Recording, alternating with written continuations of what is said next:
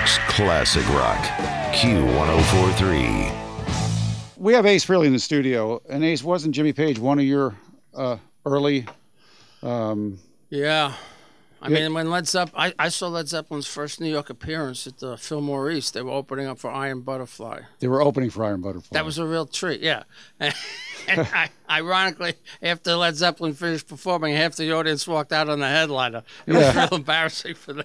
Well, that's what happens. Now, Ace, when you guys did the solo, you're Rock and Roll Hall of Famer now, by the way. I have to get on the floor and bow. Yes, that's a big deal. Down. We waited so long for that. What never made any sense to me was that you guys discovered Van Halen. They got in before you. That made no sense to me, you know. So, but anyway, let's go to here. When you guys did the solo albums, and yours came out, I Xeroxed it and I erased all your makeup to figure out what you look like. And I got pretty close when I finally met you in person without the makeup, which was fun. Very ingenious, my friend. Well, I had to do that. But now, of all the solo albums, yours was the biggest seller, and you had that the hit Back in the New York Groove, which you just did on Fallon, which is kind of fun. Yeah, that album was a benchmark in my career. But now, history's about to repeat itself. Well, the new album Space Invader is going to drop tomorrow. Yeah, we'll sample something from that in just a second. Here, I got my fingers crossed. It's been 5 years though since you've had a solo album, and you say it shows a different side of your guitar playing. What is that side it shows? I think my last album Anomaly was released in 2009, and one of the comments that a lot of fans said about that record was it could have been a little heavier, Ace. You could have played a little more guitar work on the record. Yeah. So I mean to please, and this one is a heavier album and a lot more lead work. So hopefully everybody will be happy, and the jury's out until the fans weigh in. So far the reviews have been overwhelmingly popular, but One of my favorite things you do on stage is when you get down on one knee and take the guitar and fire it like a shotgun, because everybody wants to do that. I mean, it's just... I miss doing that. It's tough to do it with my band because, you need a giant light truss, and I got to carry a pyro guy around with me.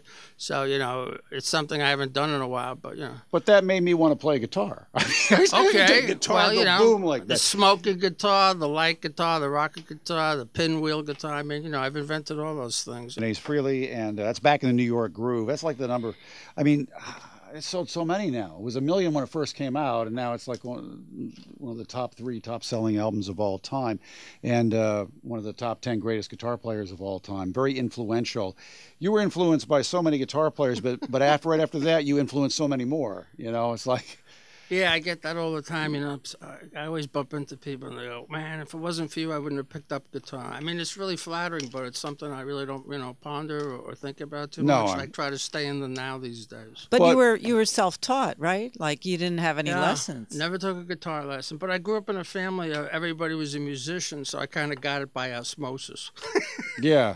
What music did you hear at home from your parents? Well, I used to sing in the church choir, number one, but my brother and sister both took piano lessons, so I'd have to sit there and listen to them go through the scales and have the piano teacher come over, and when it came time for me to play, I was the youngest of 3 kids. I said, I don't think so. No. I'd rather go out and play baseball. Yeah, and then the guitar. But now you have a new album's come out tomorrow, Space Invader. And what's really cool is you're going to be at Sam Ash on 34th Street, 333 West 34th Street, between 8th and 9th, signing copies of the album and meet and greet from 6 to 9 p.m. Can we buy your guitar there, too? That guitar with the 3 pickups that you developed? Yeah, I don't know if they have any of my guitars there. At this point, they're probably sold out. Gibson just gave me a call and said they want me to come up with another model, so I'm scratching my head on that one. What made you go with the 3 pickups like that, though? I don't know. I just thought it was aesthetically really good looking, but I'll tell you a secret. I only use the treble pickup. Yeah, I only use the 1 pickup. But the 3 pickups look great, so I mean, I run with it. It looks good, but no, all different kinds of settings on that guitar are amazing. But we're going to come back in just a moment here with Ace's new album. You chose to cover a Steve Miller song as well as write your own stuff, and we'll talk about why you did that in a sec. Ace, I want to ask you a couple questions. First of all, I stick with you because I'm also a guitarist, and when I listen to music, I listen to the guitar first, then the lyrics. So that's the way I go. But I had a question for you. I know you guys didn't play the Rock and Roll Hall of Fame in the original lineup. And I heard something recently come out from Paul Stanley that they're thinking about keeping the band going on in perpetuity with new members with all the same makeup because they're icons. You know, the makeup. That's your makeup. Yeah. But what's your comments on that? I'm just curious. Well, yeah, my feeling is, you know, they're trying to somehow validate the fact that they have two fake guys in the band wearing my makeup and Peter Criss's makeup, the makeup that we created. So to try to validate that, they're going, oh, well, you know, we're going to be replaced too someday. You know, that's like Mick Jagger saying, I'm going to replace myself and Keith Richards, and the band is going to go on as the Rolling Stones. I mean, give me a break. Well, yeah, the only reason it can be done is because of the makeup, because it's hidden. They're just trying to use psychology on the fans that they'll accept Tommy and Eric. It's a joke. I mean, how could Kiss go on without Paul and Gene? All it would be is a Kiss cover band, and there's plenty of those around the country. There's plenty of those around, for sure. Let's do this song here. Now, you chose a Steve Miller song as one of the songs besides your original stuff on your new album, which drops tomorrow, Space Invader. Why the Steve Miller song, The Joker? Well, that was actually the Vice President Mark and Ken Gullick's idea. And to be honest with you, I was a little resistant, you know, just like when Eddie Kramer brought up the idea to do New York Groove. I wasn't crazy about the idea because I didn't think the song was heavy enough. And I felt the same way about The Joker. You know, you listen to Steve Miller's version, you know, it's pretty sparse. Yeah. So I ended up, you know, saying, okay, let me get out of my own way and listen to somebody else and take some direction. So I ended up tracking it, and, you know, I heavied it up a lot. I gave it kind of a New York Groove kind of swing in the choruses, and boom. It's absolutely great, Ace Frehley. Thank you. It's a little bit different version of The Joker, harder, some great guitar work in there. It's done by Ace Frehley. Now, Ace, I noticed the beginning of that song didn't have any drums on it. Was that deliberately by design, or was that a happy accident? What was that? You know, it was really funny. I was doing a drum edit, and by accident I highlighted the front of the song, and I erased the whole drum kit for the first verse, you know. But then I said, wait a minute, let me listen to this. And when I played it back, you know, I said, let me throw down a hi-hat with a delay, bring the bass in slowly, bring in the guitar, and then maybe, you know, let the drums come in at the chorus. And it really built the song great, so I just left it. Well, it works, and then the new album comes out tomorrow, Space Invader. But what's really cool is you can meet Ace Frehley in person at Sam Ash tomorrow from 6 to 9 p.m., 333 West 34th Street. They don't normally sell CDs, but they're bringing in your CD to sell so we can get it signed.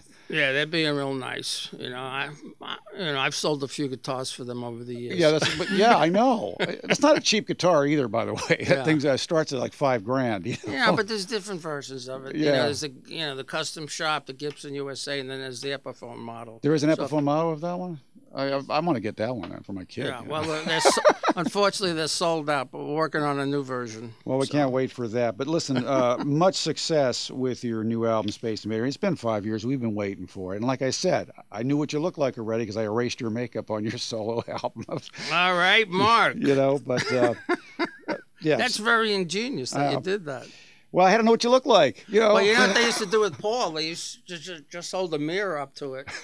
On the side, blocking his star, and then you'd see him pretty much. Yeah, both sides. I guess you could do that too. Yeah. What about tour and stuff like that? What do you? We're planning shows in the U.S. this fall, and then hopefully after the new year, if the album takes off like I hope it will, we're going to do Europe, Japan, and Australia.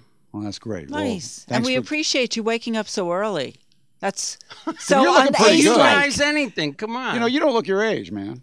I know. Well, you know, it's amazing what plastic surgery will do. Geddy Lee was in here one day. I said, you don't look any older in the last 20 years. He goes, yeah, tell me that at 7 in the morning when I wake up. Those guys are great. They used to open for us on a whole tour. We used to hang out after the show. Alex would put a bag over his head and draw a face on it and smoke a joint through a hole.